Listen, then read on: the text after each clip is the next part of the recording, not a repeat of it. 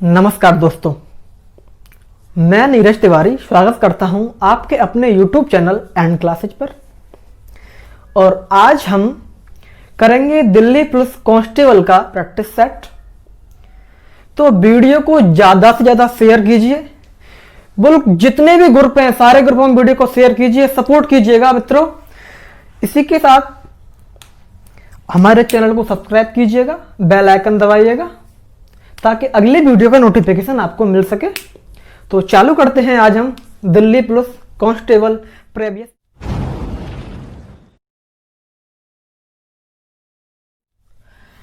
P व Q के निवेश का अनुपात 4:5 है। पी 1 वर्ष के लिए तथा क्यू 2 वर्ष के लिए निवेश करता है, तो उनके लाभ का अनुपात क्या होगा? तो पी और क्यू का जो रेशियो है निवेश करने का वो है 4:5। अब कह रहा है कि P 1 वर्ष के लिए निवेश करता है तो इसका मल्टीप्लाई 1 कर देंगे, और Q 2 वर्ष के लिए निवेश करता है तो इससे 2 का मल्टीप्लाई कर देंगे। यही इनके प्रॉफिट का रेशियो होगा। यही इनके प्रॉफिट का रेशियो होगा। इसने 2 वर्ष के लिए लगाया और इसने 1 वर्ष के लिए लगाया, तो ये इनका प्रॉफिट का रेशियो हो गया। ये इससे 2 बार, तो यहां से रेशियो आया 2:5। तो आपका आंसर है 2:5। एक और क्वेश्चन, बढ़ते हैं अगले क्वेश्चन की ओर।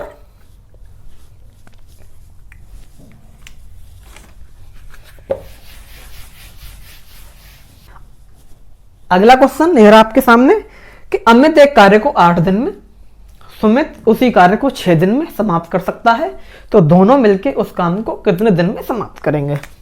ये अमित, ये सुमित, ये 8 दिन, ये 6 दिन। दोनों का एलसीएम लिया, हमने काम मान लिया 24। तो हम अमित की 1 दिन की कार्य क्षमता निकालेंगे, एफिशिएंसी, तो 3, और सुमित की निकालेंगे तो 4, और टोटल वर्क है 24, और दोनों मिलके 1 दिन में काम करते हैं 7, तो दोनों जने काम को खत्म कर देंगे 24/7 दिन में। यही आपका ऑप्शन है।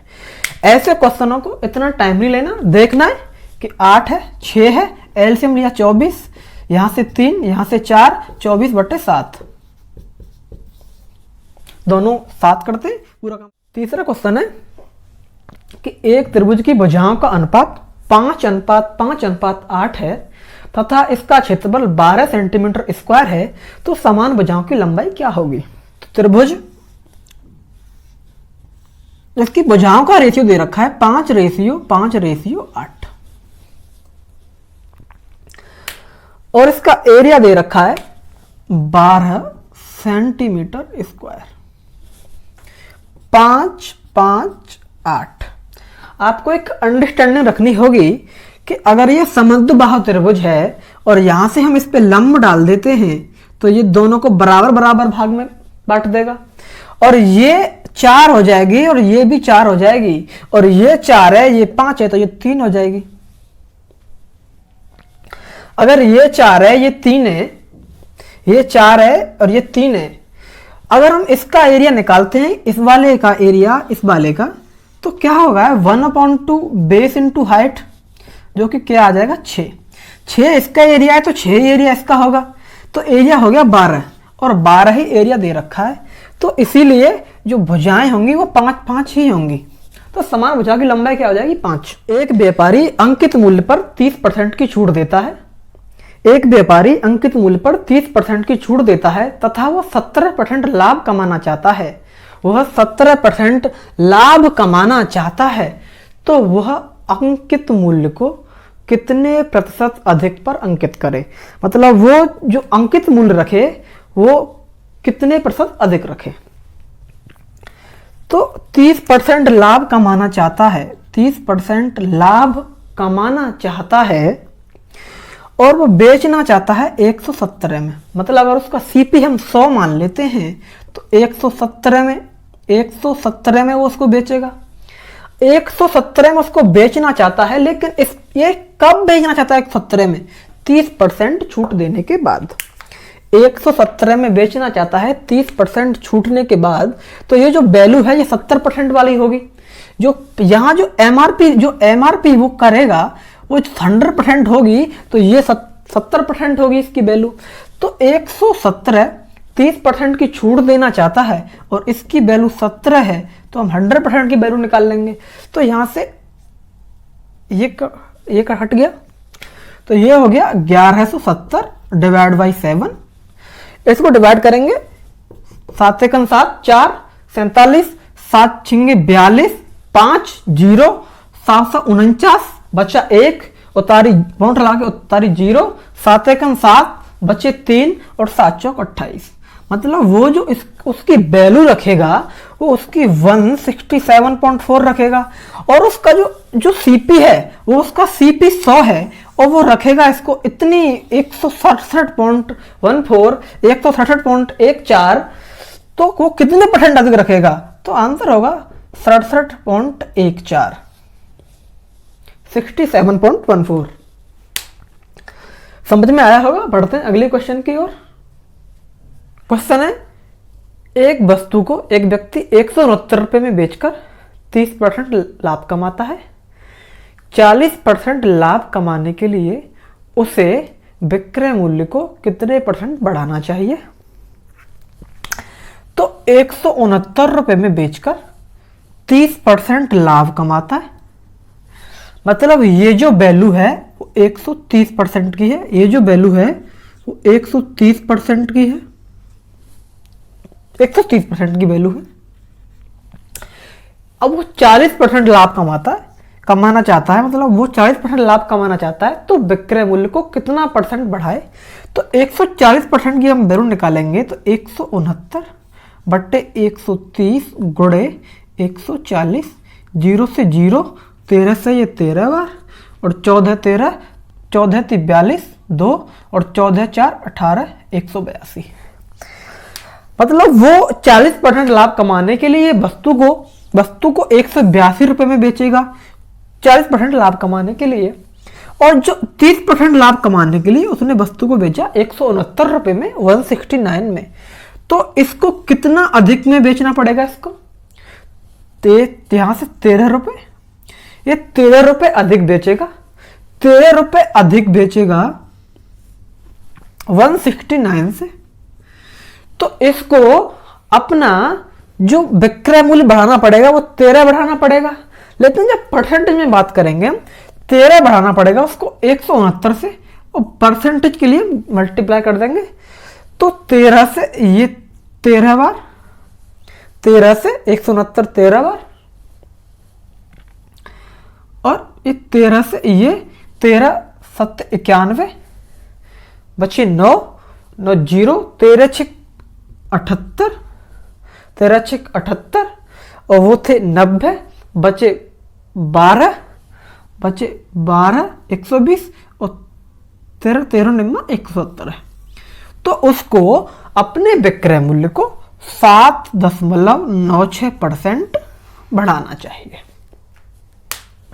नेक्स्ट क्वेश्चन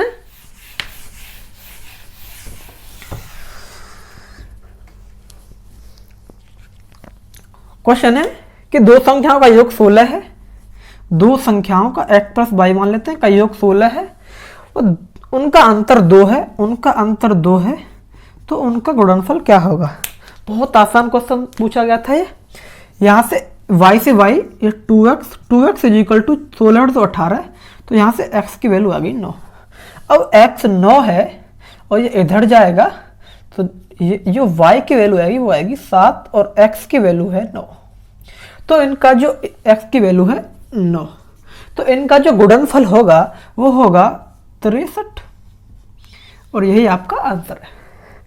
नेक्स्ट क्वेश्चन, दो अंकों की सबसे बड़ी अभाज्य संख्या क्या है? तो पहले से दो अंकों की सबसे बड़ी जो संख्या होती है वो 99 होती है।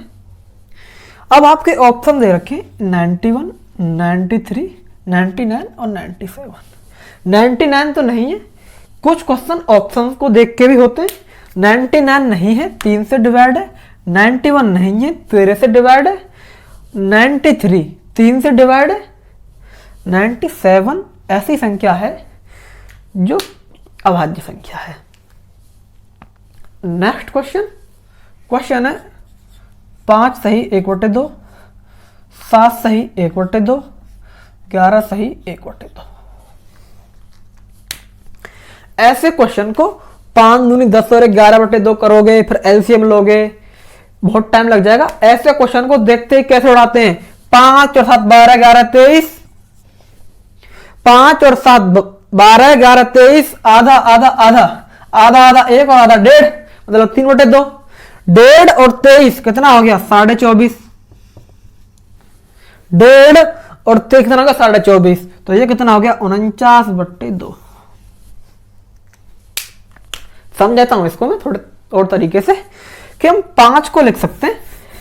समझो, हम 5 को लिख सकते हैं 5 + 1/2, इसको लिख सकते हैं 7 + 1/2, और इसको लिख सकते हैं 11 + 1/2। 5 7 11, 5 + 7 + 11 + 1/2 + 1/2 + 1/2, हाफ 1 और हाफ 1.5, ये 23 और ये 3/2, ये 23 और ये 3/2, 23 और 3/2। तो यहां से ये क्या हो गया 49/2। इस तरह से आप क्वेश्चन को कर सकते हो, या यहां से 3/2 है 1.5 है तो 24.5 हो गया, 24.5 को भी आप 49/2 लिख सकते हो, कैसे भी कर सकते हो। पर आपको क्वेश्चन देखते ही समझना चाहिए कि कैसे जल्दी हो सकता है और इस पे कौन सा तरीका अप्लाई करें कि कम टाइम खर्च हो क्वेश्चन करने में और क्वेश्चन भी सही हो। इतना जल्दी भी नहीं करना है क्वेश्चन गलत हो जाए। अगला क्वेश्चन है m के किस मान के लिए 34m 12 से विभाज्य है। ऑप्शन देखेंगे एक बार। ऑप्शन है 2, 8, 6 और 0। अब हम m की वैल्यू एक बार 2 रख के देखते हैं, यहां 6 आ जाएगा, 6 से 34 कटेगा नहीं, 2 कैंसिल। अब हम m की वैल्यू 8 रख के देखते हैं, 8 से अगर इसको काटते हैं 4 से 2 बार और ये 4 से 3 बार और ये भी इससे कटेगा नहीं, तो 8 भी कैंसिल। एक बार 34 की जगह पे हम m की जगह पे एक बार 6 रख के देखते हैं और ये 6 से 2 बार और ये 17 बार, मतलब ये कट गया, मतलब विभाज्य है। तो इसका जो आंसर होगा वो 6 होगा। 0 तो हो ही नहीं सकता, वैसे भी नहीं होगा 0, तो क्योंकि अगर 0 का मल्टीप्लाई करेंगे तो पूरा 0 ही हो जाएगा। तो नेक्स्ट क्वेश्चन है 1/3 divide by 1/3 into 1/3 upon 1/3 into 1/3 divide by 1/3, 1/3 1/3 1/3। ऐसे क्वेश्चन को देखते ही समझ जाओ कि ये संख्या पलटेगी, ऊपर 3 जाएगा, 3 से 3 कट जाएगा, 1/3 ऊपर बचेगा और यही नीचे होगा तो 3/3 हो जाएगा और 1 आ जाएगा। आप कहोगे कैसे, इसको समझाता हूं ऐसे। 1/3 यहां डिवाइड है, इसको मल्टीप्लाई किया और ये कर दिया 3/1 इंटू 1/3, इस वाले से ये काट दिया, 3 से 3 कट गया, यहां 1/3 इंटू 1/3 और ये जो डिवाइड है इसको मल्टीप्लाई करेंगे और ये हो जाएगा 3/1 और इस वाले 3 से ये वाला 3 कट गया। तो ऊपर बचा 1/3 अपॉन फिर नीचे बचा 1/3, ये यहाँ जाएगा, ये यहाँ मल्टीप्लाई होगा तो ऊपर हो जाएगा 3 और नीचे हो जाएगा 3, 3/3 = 1 और यही इसका आंसर है।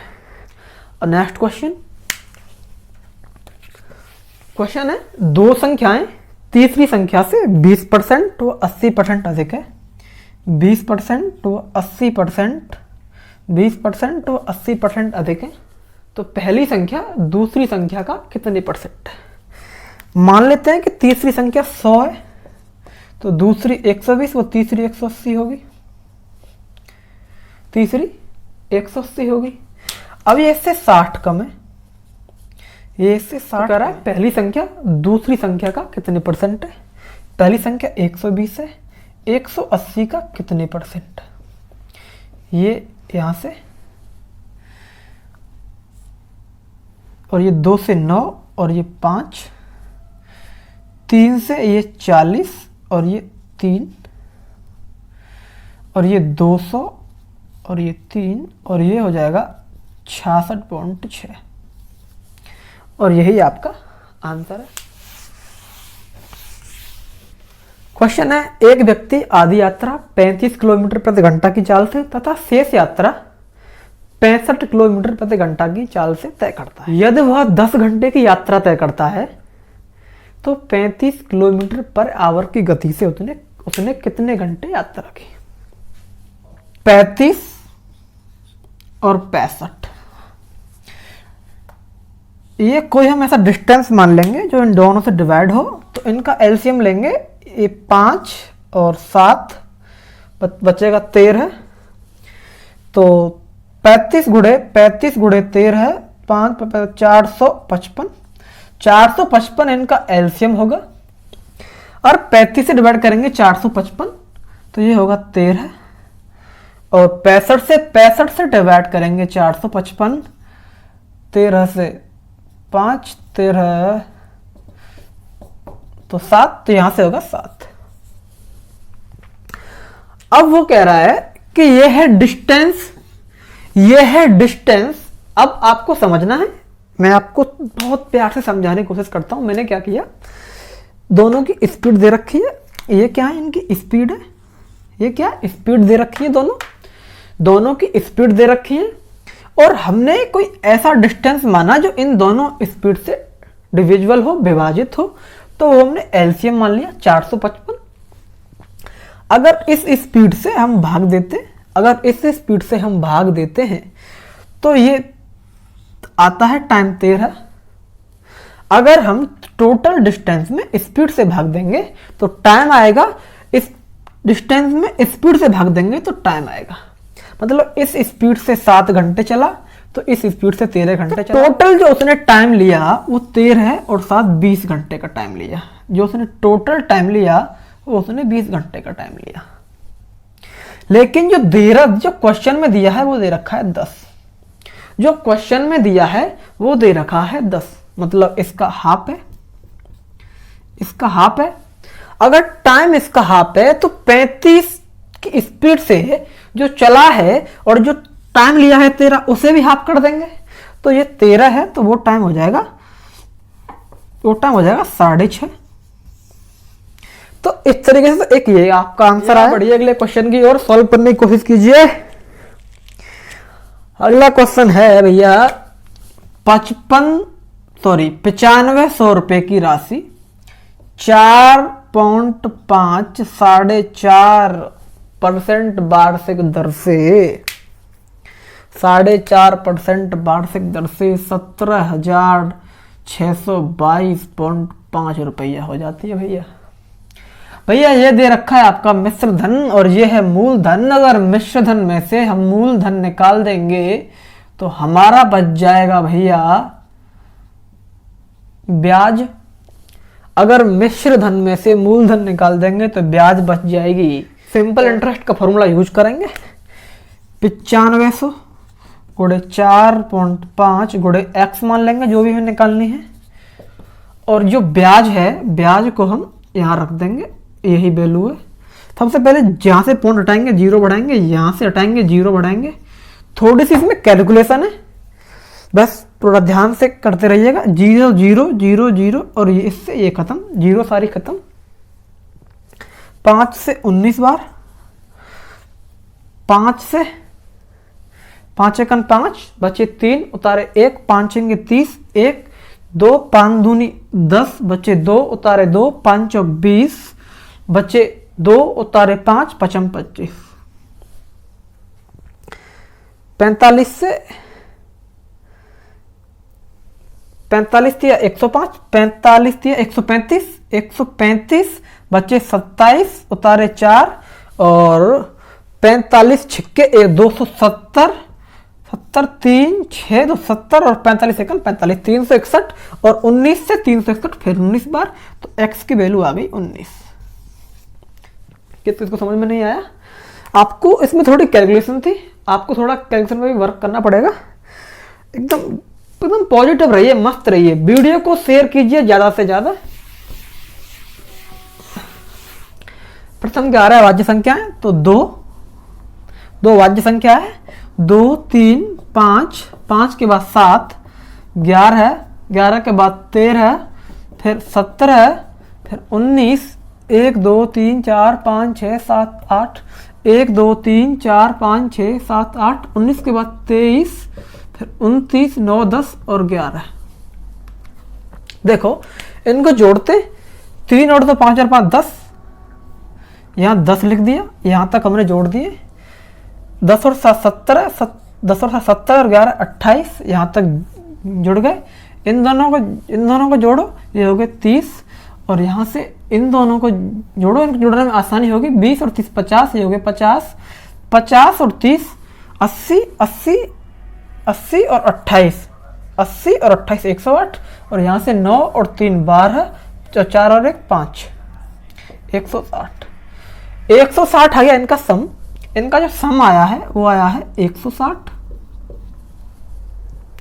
160 इनका सम आया है। अगर हम बात करते हैं एवरेज की, तो एवरेज इनका होगा 160। 11 संख्या है तो 11 से डिवाइड देंगे, तो 11 1 11, बचे 5, 11 चौक 44, 6 11 पन्ना 55, 5 और 11 चौक 44, तो इनका एवरेज होगा 14.5। और ये रहा भैया इस वीडियो का आखिरी क्वेश्चन है x ratio y ratio z is equal to 3 ratio 5 ratio 8,